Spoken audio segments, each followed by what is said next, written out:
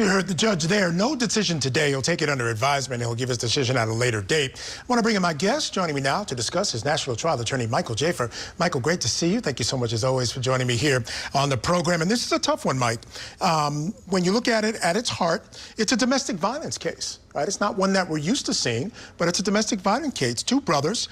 One of the brothers seems to have had some problems in the past. This particular brother, who is standing trial or will stand trial, doesn't seem to have a background. We hear this a lot, Mike. Oh, he was a good kid. Seems like this might have been a good kid. What do you think the judge, what might he be looking at in this case, and what might he do?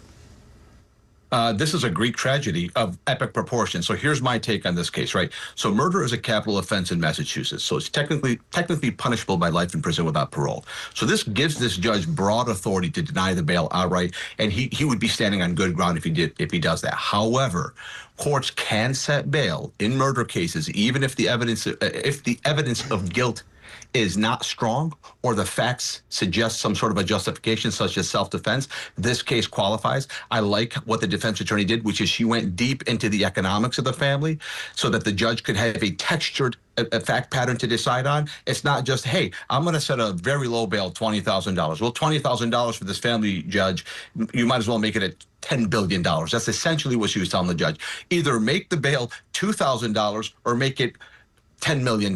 Those are the two options that you have, and I think that you should set bail. That's what the defense attorney was saying. So what do I think the judge is going to do? This is a tough one. This is a coin flip for me. This is like a coin flippy type of situation.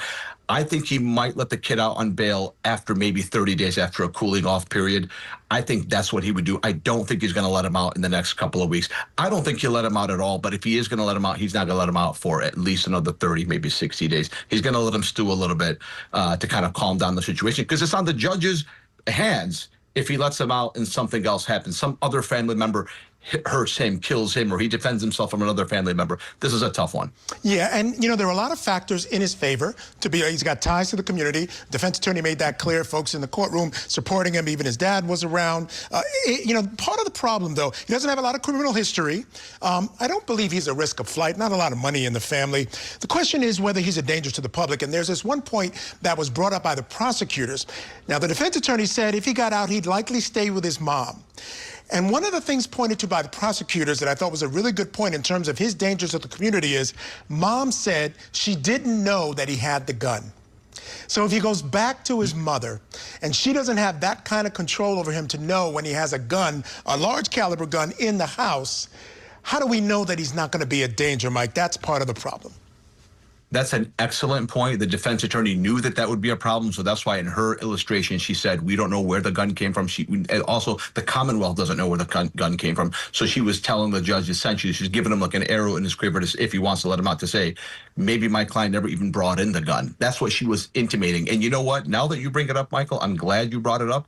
There might be a redone hearing by the judge where the judge might want to ask for some more evidence as, do we know where this gun came from? Because the defense attorney said even the Commonwealth doesn't know where the gun came from. So hypothetically speaking, let's say he did not bring the gun to the house, but he knew the gun was there. Let's say his brother brought the gun to the house.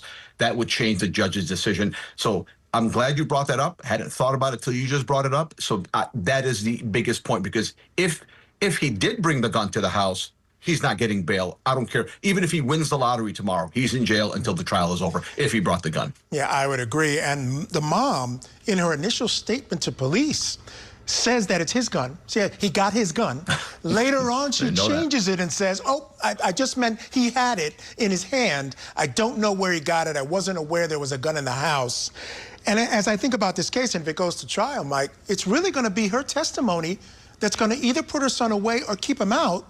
So she's in a bad spot because she's the only one who witnessed the whole thing. Michael, I did not know that until you just said it. Because of that, I think this mom is going to be hell-bent on getting this kid acquitted. She's going to testify. She's going to say, I was a witness. My son, the surviving son, was not the aggressor. So if she said that to the police and she flipped her story, we don't know whether or not she's lying or not. But my hunch is you changed your story because you were lawyered up and then you told him, hey, I don't know, I was wrong. if that's the case, if my hunch is correct, she's going to testify in favor. She's going to intercede in favor of the young son. What a Greek tragedy. Oh, you it's lost terrible. one son.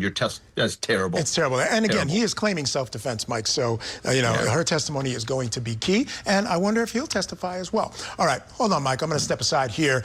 So that was it. Let's bring back in National Trial Attorney Michael Jaafar to discuss. And Michael, she got on the stand. She's taken her shot. I felt all along, I'm not sure, I think I remember you saying she would have to do it as well, but I always felt like she really had to get up there and tell her story, so they got her side. And I can tell you this, the person that I saw on direct was very different than what I expected, so I think on that level at least it was a positive. What did you make of her time on the stand? I think she acquitted herself very, very well. She did three things with her testimony on the stand. She humanized herself. She also tried to create distance between her and the alleged conspiracy, and she tried to create reasonable doubt. I think she did all of that. Now, obviously, everybody does well on direct examination. We have to see what the cross-examination is going to do. I think the cross-examination is going to be vicious, but this is the case. But I agree with you. She acquitted herself very well. She had to do this.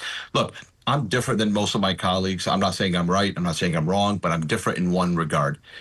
When you are facing trial for murder, it almost most of the time, I think the defendant needs to take the stand. Not all the time, but way more than some of my colleagues will. Can you imagine her right now trying to get an acquittal and she didn't take the stand? She had 0% chance of acquittal if she did not take the stand and put on the performance of her life. So far, the performance is coming along well. Yeah, I'd agree 100%. That's the reason I said I thought she had to, just because without it, I don't think she had any chance of acquittal. The interesting thing is about this one is that Danker presents a really interesting picture or person for the defense to point the finger at. He's done a lot of dubious things. He had a reputation in the community, but here's the problem. All the stuff she's talking about now, wanting this jury to believe that he was making threats, saying some things that were really off color about killing the husband, she doesn't mention any of that, Mike. She doesn't mention any. She says she was scared, that's why she didn't. But that's the part that I'm finding hard to believe.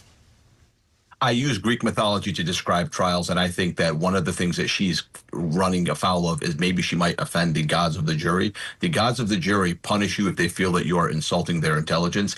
They may feel that their intelligence is insulted with some of her over-the-top gestures. Here's why. You had an affair with a guy, and if you thought that his text messages about murdering your husband were a joke, why don't you say something? Why don't you raise your hand up? Why didn't you call? Why don't you do anything other than just continue having an affair with him? So I do agree with you. I like the way you framed it. I think the jury, when the jurors deliberate, if there was no cross-examination, and there is going to be one, and the jury goes back to the deliberation, there's going to be at least one juror that says, come on, give me a break. You thought that they were jokes all along. I mean, the guy ended up killing your husband. Clearly, he was not joking. You had an affair with him. You must have sensed something, and right now you have regret, and it just went too far. So I agree. Yeah. Yeah, and the only thing in her favor, too, is that the fact that they didn't end up together after he died. The money that they got from insurance, she spent a little of it. A lot of it she put in insurance products and in trust for the kids. So she didn't necessarily benefit the way the state suggests, so that could help her as well. Again, you could find that one juror. All right, Michael Jaafar, thank you so much for joining me tonight. Always a pleasure, my friend.